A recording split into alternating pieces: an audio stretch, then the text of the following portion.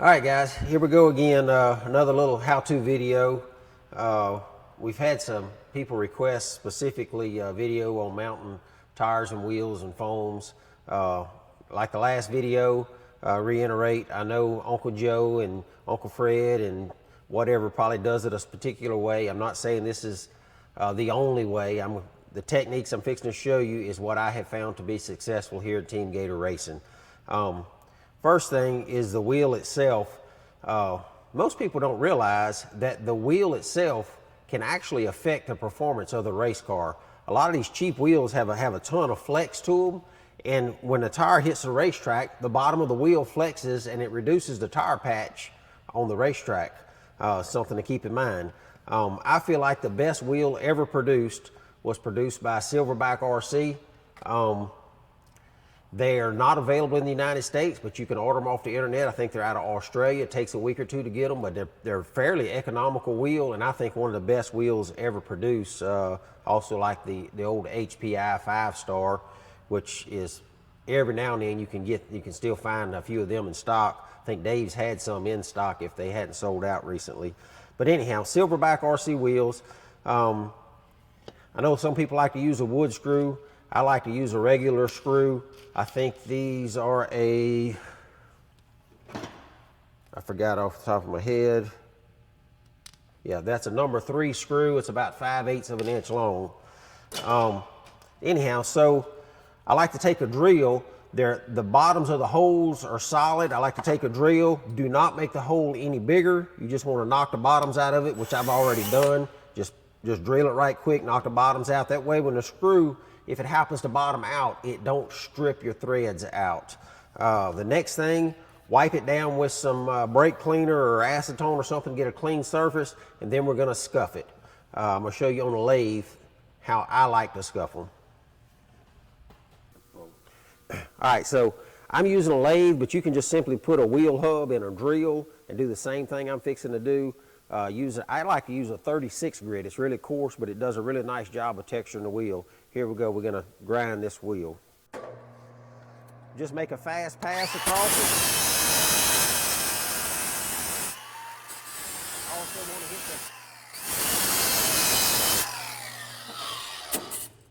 There you go, nice rough texture. I'm not really taking any meat off of it, I'm just texturing it good so the glue can hold good.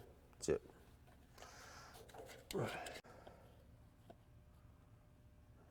Okay, so that's before and after. You can see the difference in the texture.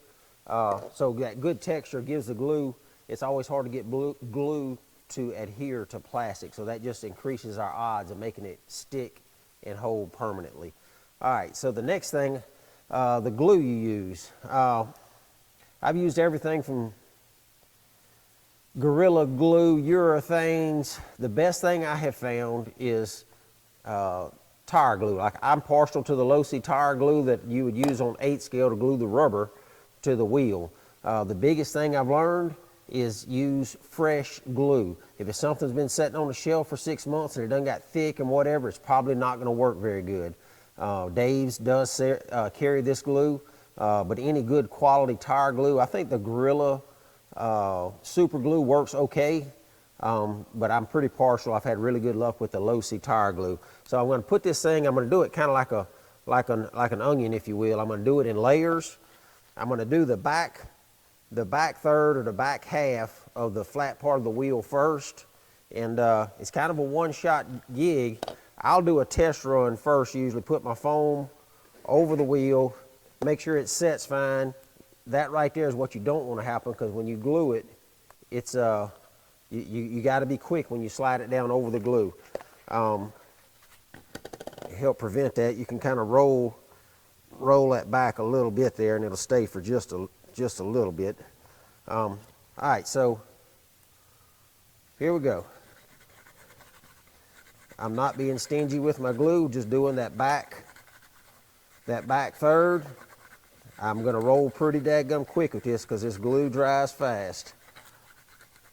All right, taking the foam, I'm going to line the tabs up. Line them up good. Here we go, baby. Whew, got lucky. When you go down with it, when you commit to it, you got to go. So the bottom third is glued. So now just come in from the top here, and I'm going to go, you can look in there and see right where your glue stopped. I'm going to go right back to the center, and I'm going to work my way out. I'm going to make a round all the way around, being fairly generous with my glue. All right, I'm back to that layer. I'm going to move up a layer. And as that tire, as the foam pushes back flat on the wheel, it runs it right back up the wheel. So you actually wind up with a pretty good bit of contact. I've seen people just want to glue the outside edges. That's not going to hold up. This is glued and put on with intentions of never coming off. If you ever want to get it off, you can put it back on your drill or your lathe and take a grinder and get it off. Is the only way you're going to get it off. But it's not going to come apart in the middle of the race and take you out of a race. I'm more worried about that than having to worry about the day that I do have to take it off.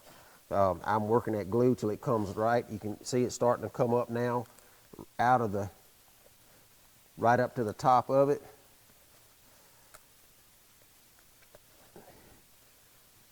The outer edges is probably the most important. You want to make sure that very outside edge is glued. All right, this foam fits the wheel really good, so you don't have to worry about having contact. Now I'm going to flip it over. This is one thing I think people overlook, is this small outer lip right there. You definitely, it takes the biggest abuse, and it's the first place that a foam usually comes apart inside the tire. So we definitely want to glue that. And sometimes it can go real smooth, and sometimes it can be a bear. Of course, I'm on video, it's going to be a bear. Here we go.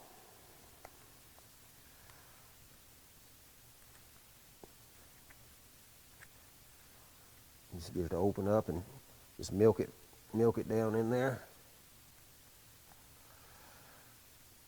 Of course, you know by the time you get finished, you'll have 11 out of your 10 fingers glued together. You know you hadn't worked on tires if you don't get finished with tire glue all over your fingers.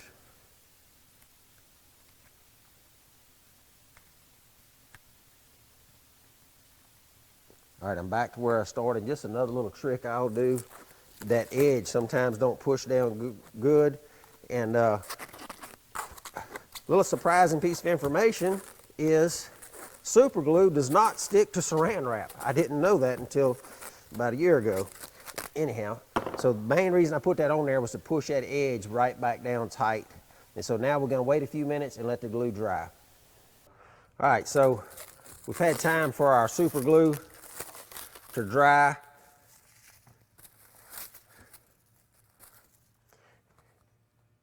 Edges are all stuck good. So the next thing that I like to do, especially if it's an older foam, if I change tires or whatever and the foam starts getting a little roughed up, but I'll do it on a new tire as well. Flex Seal Clear seems to work better than, I know you would think there wouldn't be much difference between the black and the white, but the clear for some reason penetrates and adheres to the foams much better. So it's pretty simple. Just pretend you're painting. Put you a good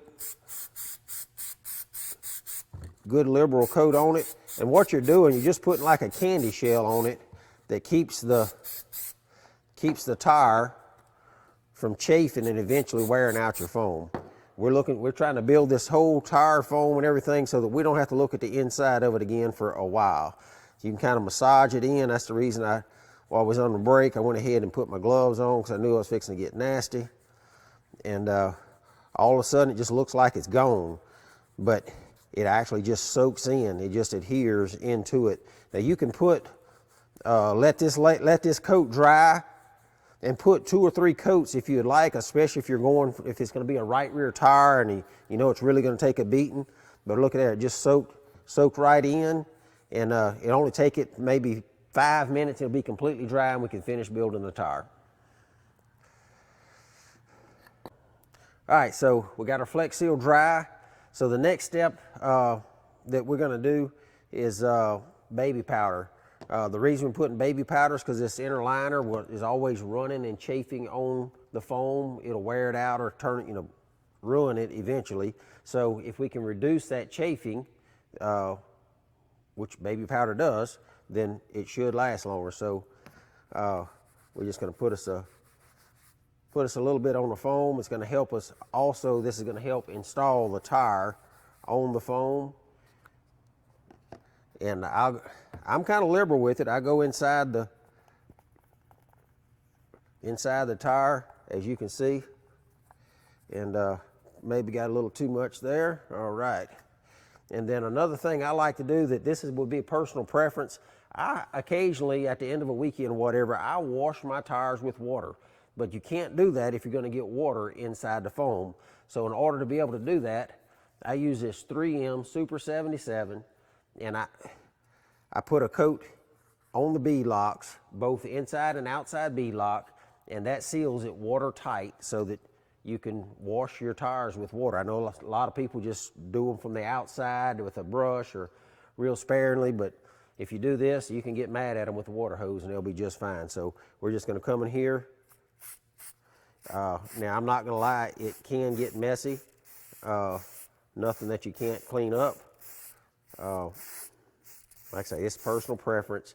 It does also, RC for Less was what started me doing this. They were bad about pulling their tabs out under high speed conditions.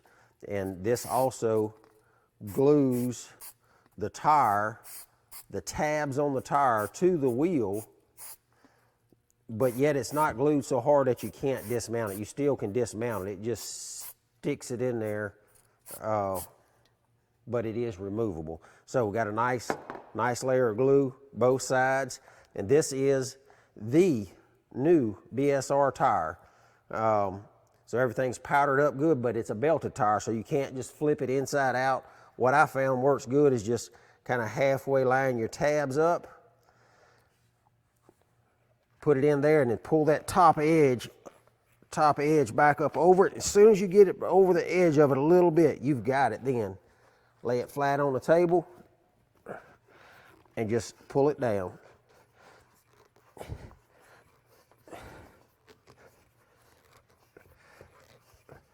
This same process will work on the TIT belted tire. I hear of a lot of people struggling with that tire, getting it on. If you do it like that and put a little baby powder, boom, no problem, goes right on. Just come back to this back side and flip your tabs out.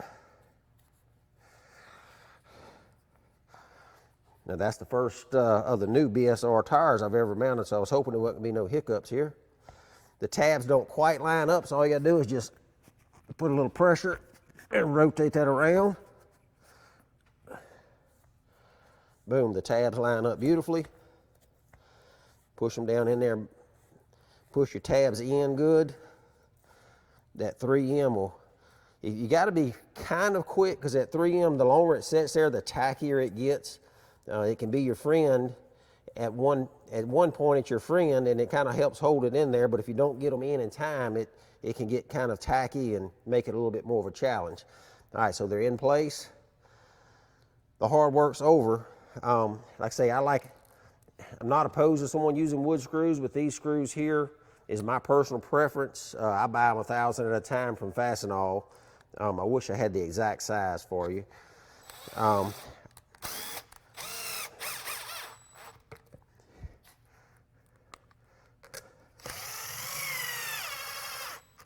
I've done enough of these. I've kind of you get a feel for your own tools. I don't care if you use wood screws or these. You can strip any of them out. It just takes, and some people like to use a drill with a clutch and just turn their clutch down, and whenever it gets to a certain torque, the clutch will slip. I did that for years. I think it's a great idea. I've just kind of got used to my own little impact here, and I've got a good feel for it. And all right, for time's sake, I'm going to leave a few holes there empty. Jump over to the back side, line my back bead lock up. There again, I'm going to skip a few holes just for illustration purposes here. get about 3 in it to hold it in place here. And I'm going to take grab some brake cleaner. Some of that 3M is probably gotten on my inside here while it's still fresh. I'm going to come in and clean out my wheel. Make sure I get that 3M off while it's still nice and wet and easy to remove. Once it dries, you still can get it off. It just takes a little more elbow grease. And voila, there we go. Brand new BSR tire mounted, ready to go to Greystone in 2 weeks. One more little tip. So we sealed it up. It's airtight now. So when it builds heat, it's going to want to blow up. So you have to come back and put a vent hole. I just use a 1/8 drill bit. I go halfway between my 2 bolts and I'm going to come right in tight. The idea is to try to catch this area right here. Usually there's an air void when the foam slides up in. I'm going to try to hit right there, right against the back of that wheel is where I'm going to hit. So I'm going to take my drill, put a 1/8 hole right there. You can hear the air coming out in it. So we know it's vented. Voila, ready for the racetrack. Max, I hope that helped you out, buddy. If you have any questions, hit us on Facebook, and hope these videos are helpful to you.